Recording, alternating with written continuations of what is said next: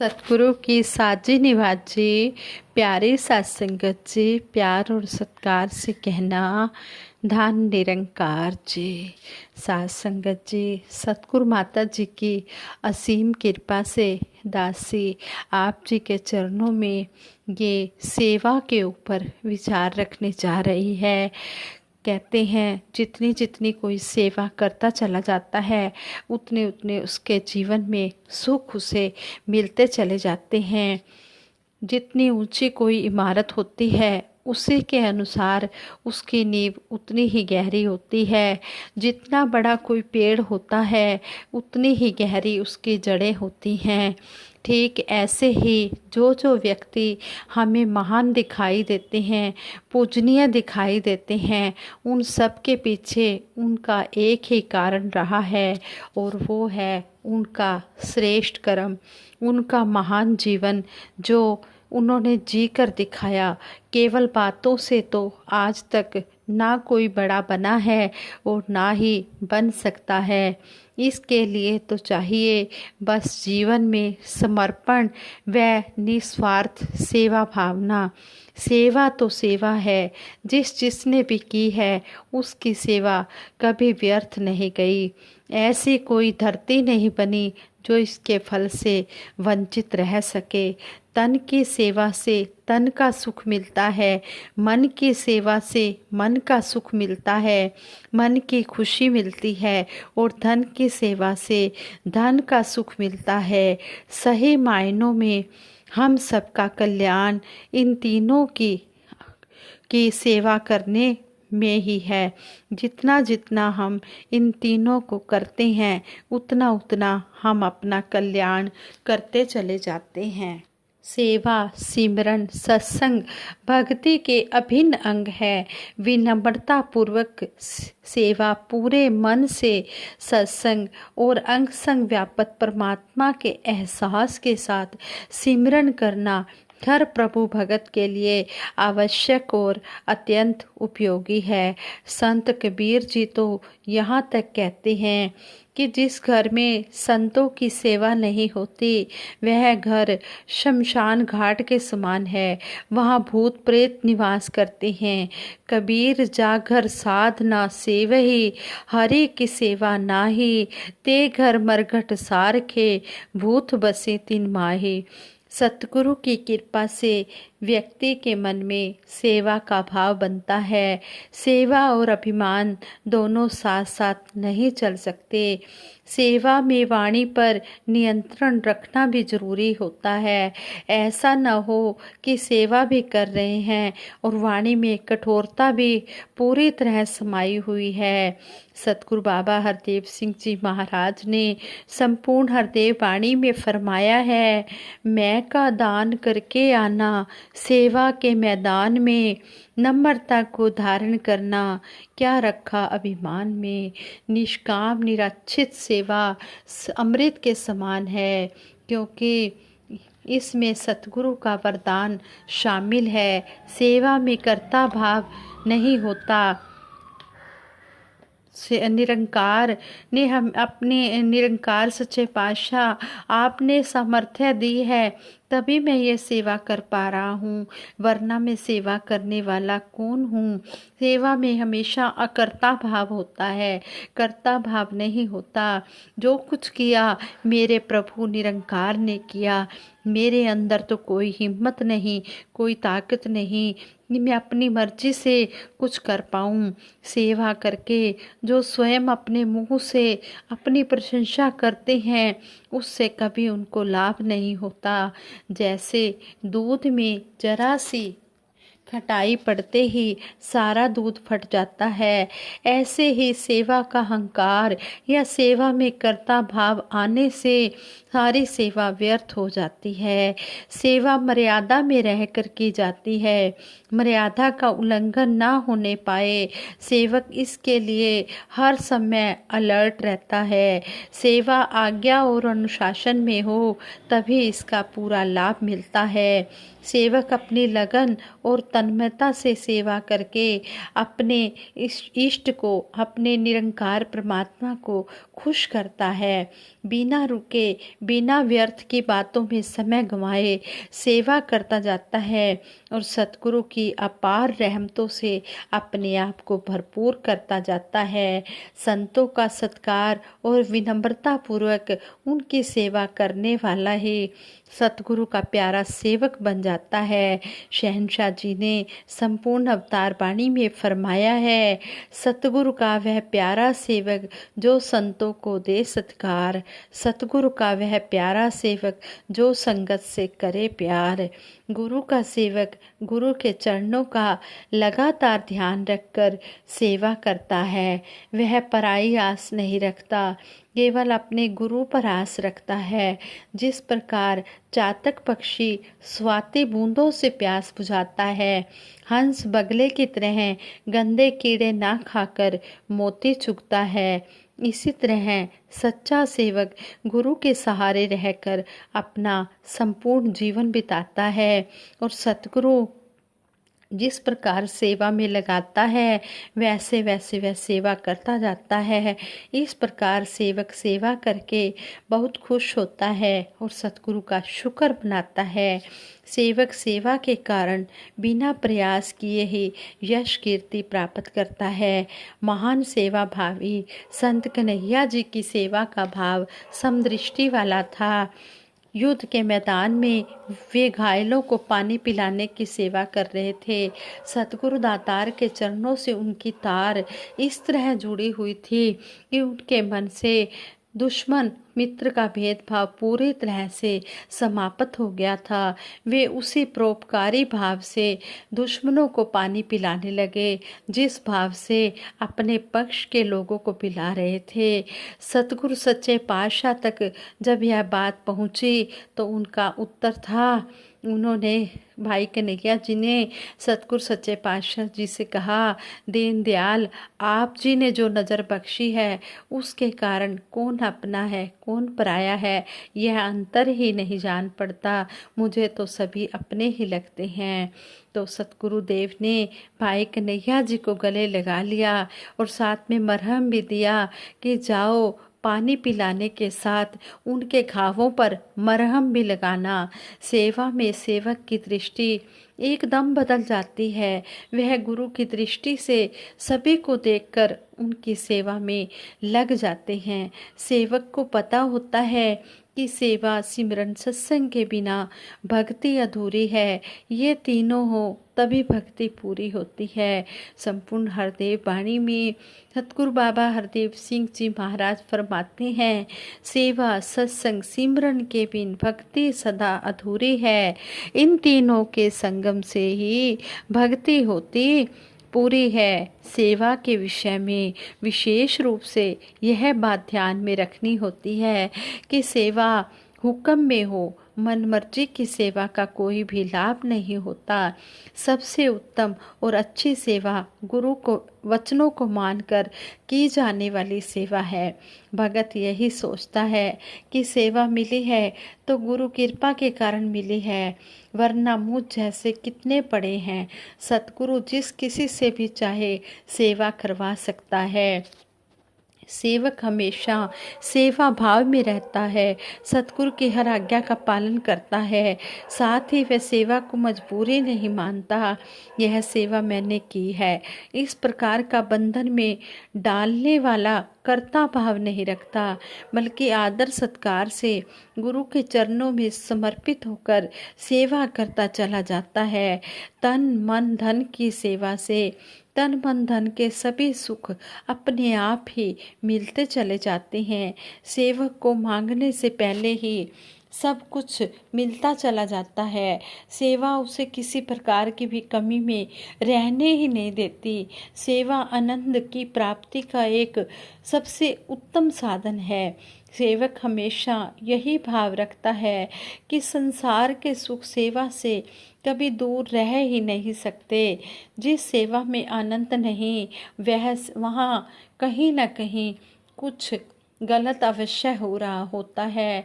ऐसी सेवा या तो गुरु की आज्ञा के विपरीत हो रही होती है या अहंकार भाव से की जा रही होती है। सेवक सेवा करते हुए अपने आप को गिनाता नहीं बल्कि अपने आप को गंवाता है कि मैं कौन हूँ सेवा करने वाला। यह तो सच्चे पातशाह की मेहर हुई है जो मुझ जैसे अहंकारी से भी सेवा करा रहे हैं। सेवक सतगुरु के वचन से बंधा होता है, समय, इच्छा या अन्य किन्हीं बंधनों से नहीं।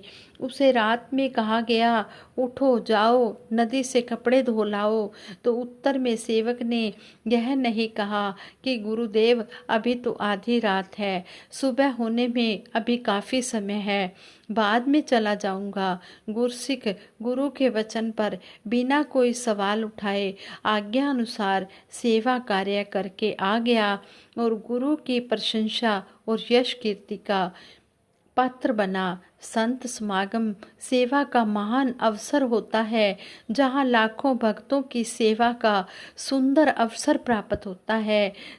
समागम के मैदानों में सेवा करते हुए, मैदानों को साफ करते हुए भक्तों को देखकर यह एहसास होता है कि कंकड़ पत्थर के छोटे से छोटे टुकड़े इस भाव के साथ मैदान से हटाए जा रहे होते हैं कि यहाँ संतों ने आकर विश्राम करना है या चलना फिरना है तो उन्हें कहीं भी किसी कंकड़ की चुभन ना महसूस होने पाए।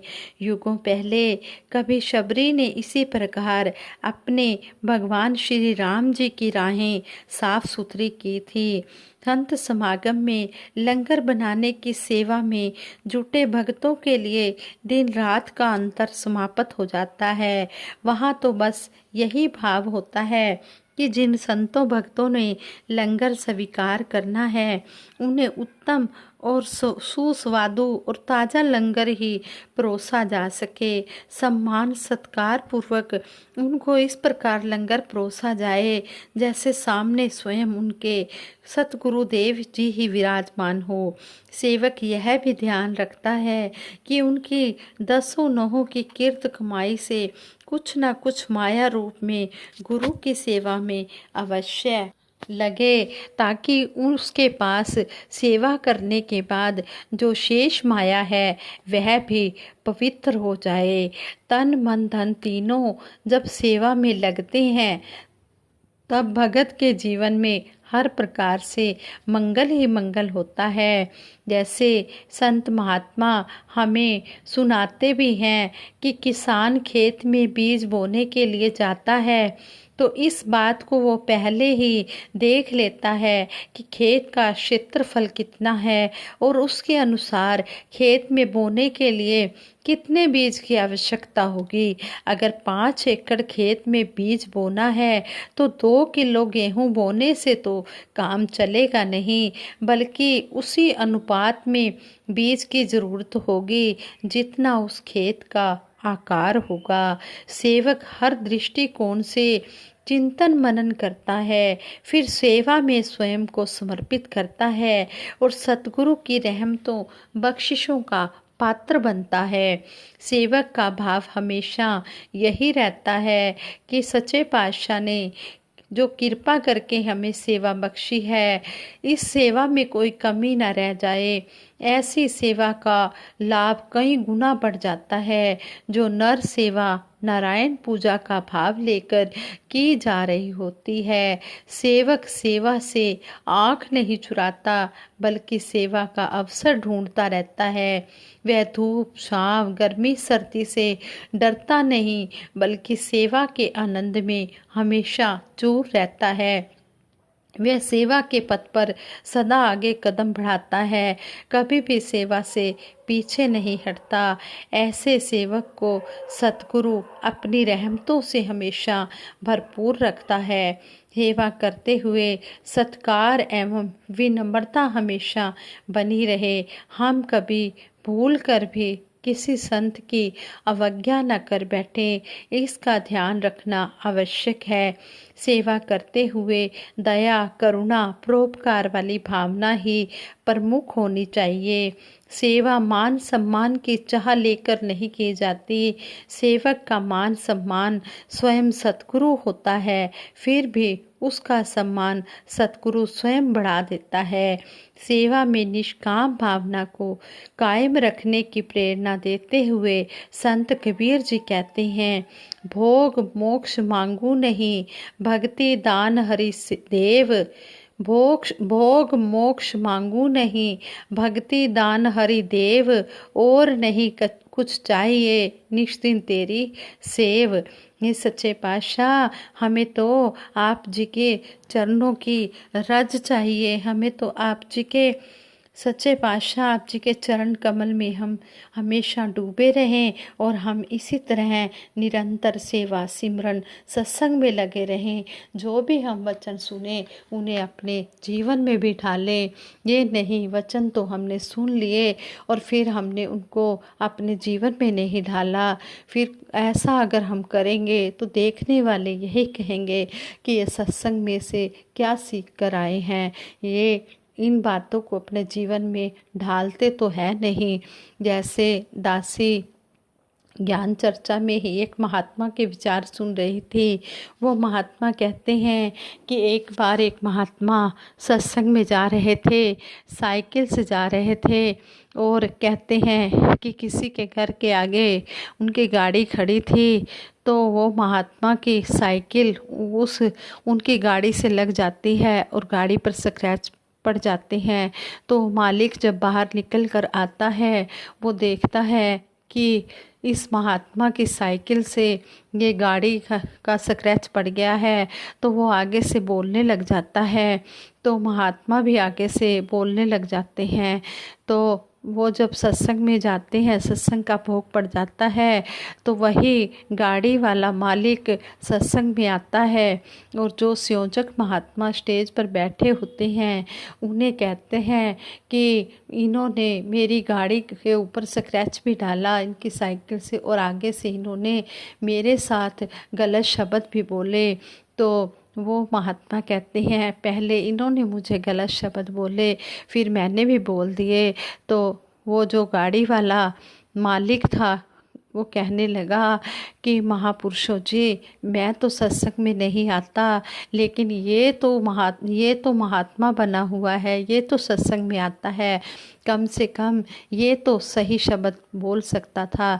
तो फिर संयोजक महात्मा जी ने उन्हें समझाया, उस महात्मा को, कि आप जी को ऐसा बोलना शोभा नहीं देता। तो कहते हैं कि जो वो गाड़ी वाला मालिक था उसके ऊपर इस बात का इतना इम्प्रेशन पड़ा कि उन्होंने मेरे कहने से उस महात्मा को ही समझाया है। तो कहते हैं कि संयोजक महात्मा जी ने इतने तरीके से उस महात्मा को समझाया कि जो वो गाड़ी वाला मालिक था उसके मन में ब्रह्म ज्ञान देने की भी इच्छा जागृत हो गई। संगत जी, कहने का भाव कि हम प्यार से सारी दुनिया को जीत सकते हैं और हमें सतगुरु प्यार ही करना सिखाते हैं। अगर हम सत्संग में प्यार वाली बातें सुन रहे हैं और हम बाहर जाकर उन बातों पर अमल नहीं करते, गुस्सा दिखाते हैं, तो फिर इस तरह हमारे ऊपर ही उंगली उठती है कि आप सत्संग में क्या सुनकर आए हो। जब आप सत्संग में जाते हो अमल ही नहीं करना तो सत्संग जाने का कोई फ़ायदा ही नहीं। इसी तरह सेवा पर भी कहा गया है कि सेवा हमने दिखावे के लिए नहीं करनी, हमने अपने मन से करनी है, लगन से करनी है, तभी हमें सेवा जो है वो सेवा का आनंद हम प्राप्त कर सकते हैं। संगत जी, इन बातों को हमने अपने जीवन में धारण करते चले जाना है। ये जो हमारा कीमती समय है हमने इसको ऐसे ही कोड़ियों के भाव नहीं गंवाना है। ये हमारा हीरा जन्म हमें मिला है, ये बड़ा अनमोल है, ये हमारे श्वास बड़े कीमती हैं, हमने इनको सेवा सिमरन सत्संग में लगाना है। जैसे हम सत्संग भवन में महापुरुषों के साथ प्यार से रहते हैं वैसे ही हमने संसार में भी रहना है। हर एक के अंदर मेरे सतगुरु की ज्योति समाई हुई है। घट घट देखें अलग हलक को पूछे जात न पात, संतन के मन रहत है सबके हित की बात, घट घट देखे अलग को पूछे जात न पात। सच्चे पातशाह ने हमें यही समझाया है, परम पिता परमात्मा सब तेरी संतान। ये सारी ये रचना है, इस रचनहार ने बनाई है, ये सच्चे पातशाह ने ये सारी दुनिया बनाई है, निरंकार ने। तो सभी एक ही पिता की संतान है, ये निरंकार हमारा पिता है। और ये सारी जितनी भी दुनिया है ये सब हमारे भाई बहन हैं। हमने सबके साथ प्यार से रहना है और प्यार से ही जीवन गुजारना है। अपना आप भी आनंद लेना है, औरों को भी आनंद लेने देना है। इस तरह हमने प्यार से जीवन जीते चले जाना है। संगत जी, अगर दासी से कोई भूल चूक हो गई हो या आप जी को कोई शब्द अच्छा ना लगा हो तो दासी को बख्श देना। आगे के लिए दासी को सद्विचार करने की क्षमता बख्शना। दासी सिमरन कराएगी, सभी मिलकर साथ देना। तू ही निरंकार मैं तेरी शरण हाँ, मैनू बख्श लो। तू ही निरंकार मैं तेरी शरण हाँ, मैनू बख्श लो। बोलिए सतगुरु माता सुदीक्षा सविंदर हरदेव जी महाराज की जय। निरंकारी राजमाता गुरु बचन अवतार की जय। हाँ संगत जी, प्यार से कहना धन निरंकार जी।